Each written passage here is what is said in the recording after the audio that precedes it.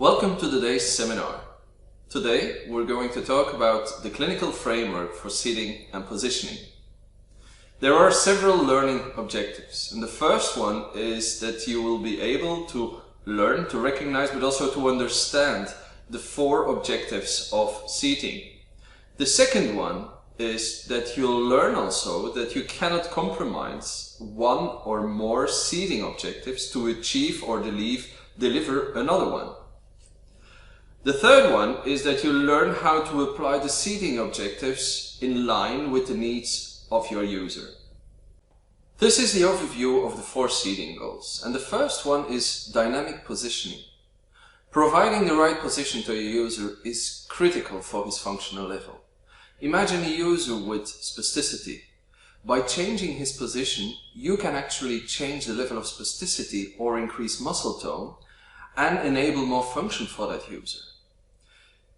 Dynamic positioning should also be in respect of the activities and the safe sitting time. The activities means that whenever he's doing activities, he needs to change also his position when he's changing activities. We don't have the same position when we drive a car, or when we relax on a sofa, or when we're working or eating. The second objective is seated stability. First of all, you want to preserve your efforts you've done during your positioning, and you want to preserve the functional level.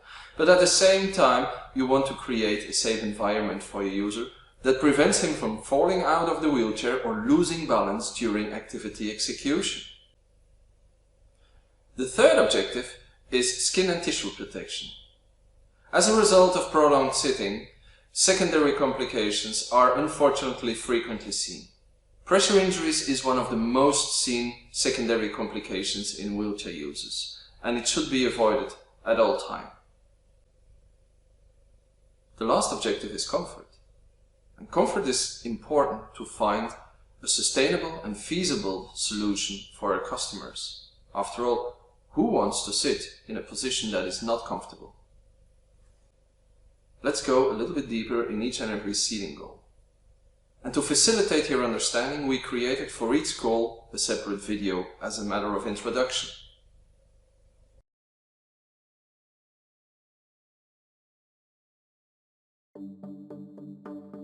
Most of us know that good posture is important, especially if we spend hours on a chair at the office.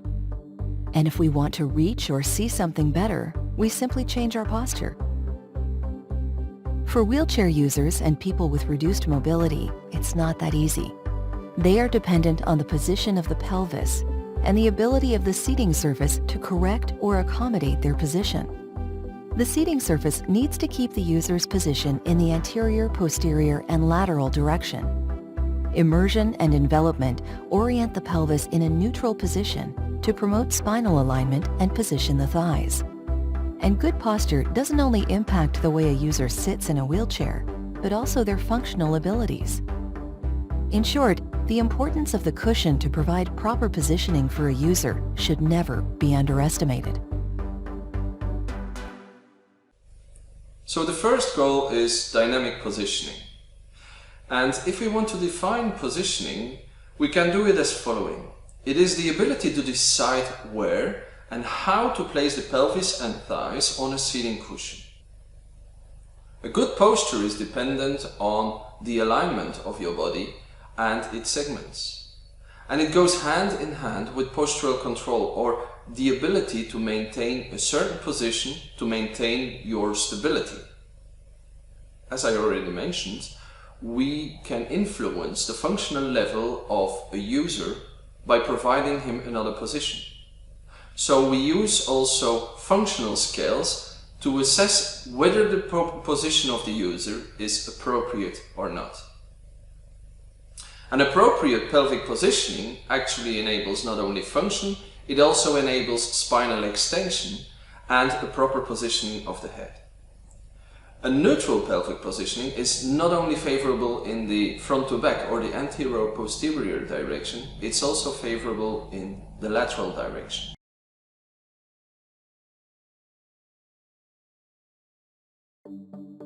Stability is something that most of us take for granted. We learn to support ourselves at an early stage in life, and our muscles naturally take care of it from then on. For wheelchair users or people that have to sit most of the time, stability is everything. Because being stable is being safe and able. Able to move without worrying about falling, able to reach for things without fear of losing your balance, and able to get on with doing what you want to do. The key to good stability is achieving a neutral pelvic position and being able to hold the pelvis in this position. Stability is needed in both anterior, posterior, and lateral directions. Optimal immersion and envelopment in the seating surface while holding the pelvis there provides greater stability. If the seating surface is inadequate, it won't provide sufficient stability, which over time will tire the user out. A good seating surface enables a user to carry out activities without them losing their balance, and adaptability of the seating surface to handle positional changes is crucial to enable optimal movement. In short, the importance of a cushion to provide stability for a user should never be underestimated. The second goal is to deliver on in-seat stability. And if we want to define in-seat stability, we can do it as following. It is the ability to hold the pelvis and thighs in place in both laterally and front to back direction. Stability is basically the ability of the individual to maintain the vertical projection of the center of gravity of the body into the base of support. With postural instability, when wheelchair users are experiencing postural instability, the demands of the seating unit will be higher and sometimes additional supports will need to be added. We can assess stability by observing trunk stability, for example, but also with tests such as the functional reach test. Postural stability is crucial for the functional performance of our customers. And without sufficient dynamic stability, they will not be able to execute upon activities.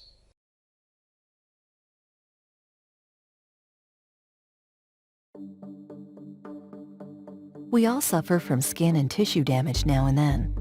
But wheelchair users and people with reduced mobility can be incapacitated for months on end from it.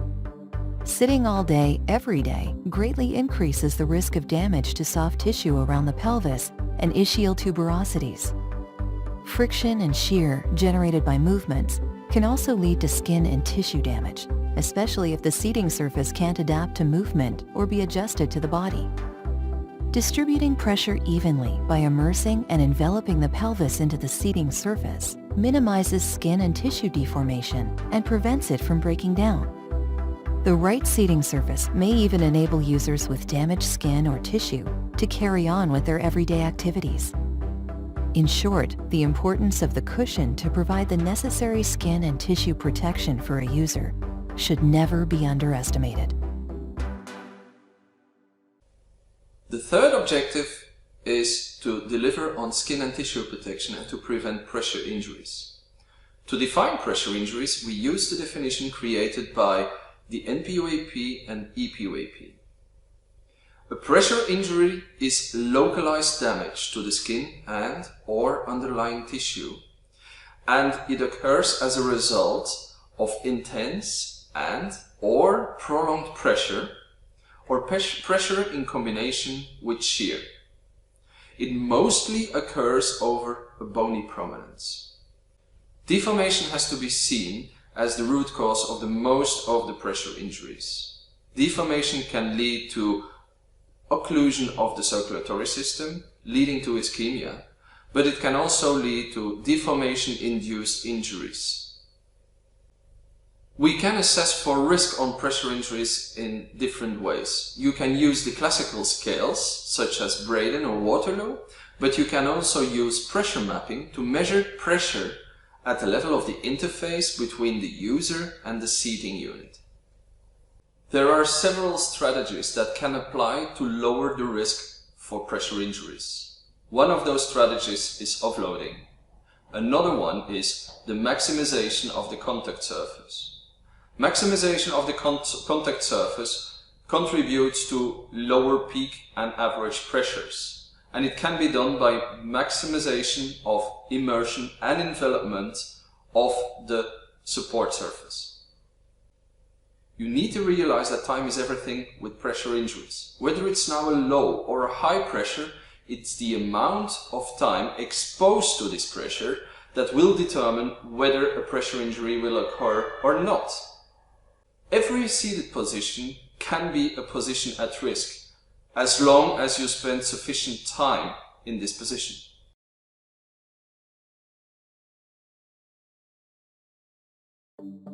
We all have our own definition of comfort. But if we feel discomfort, our sensory system sends us signals, and we quickly move or change position, a process that happens on average 8 times per hour. For wheelchair users and people with reduced mobility, these senses don't always function. Not surprisingly, comfort often means something different for them. It can be sitting still without worrying about tissue damage, or being active without the fear of falling. Comfort is often the absence of discomfort over long periods of time. To help provide comfort, the pelvis needs to be in a neutral and stable position with pressure spread evenly across the sit bones. In the right seating surface, any movement will feel natural and empowering, giving a user the confidence to be as active and independent as possible. In short, the importance of the cushion to provide long-term comfort and safe seating for a user should never be underestimated. The last goal is to deliver on comfort, and we can define comfort as following. It is a state of physical and psychological ease.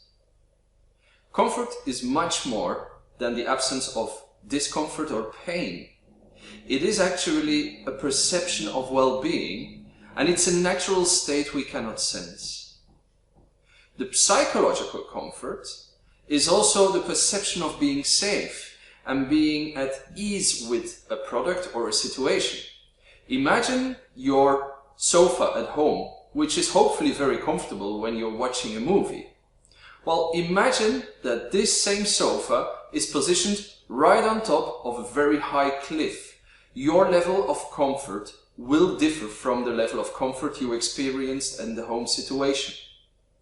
We also can assess comfort by perception questionnaires or pain scales. Comfort is a major determiner for sitting tolerance, the amount of time a user can spend in his wheelchair. And comfort has a very strong time component. The same comfortable chair over time becomes or can become less comfortable. Imagine yourself going to the movie theater. At the beginning of the movie, you take place in this fluffy, comfortable seat, and by the end of the movie, that very same seat has very likely become less comfortable. This was the overview of the 4 seating goals. Important to remember is that you need to deliver on all seating goals. You cannot cherry pick and go for 1 or 2 seating goals and ignore other seating goals. Every wheelchair user needs to a certain extent a delivery on each and every certain. Every wheelchair user needs to a certain extent the delivery of every seating goal. It is up to you as an assistive technology professional or a clinician to align your user's needs with the delivery on the seating goals.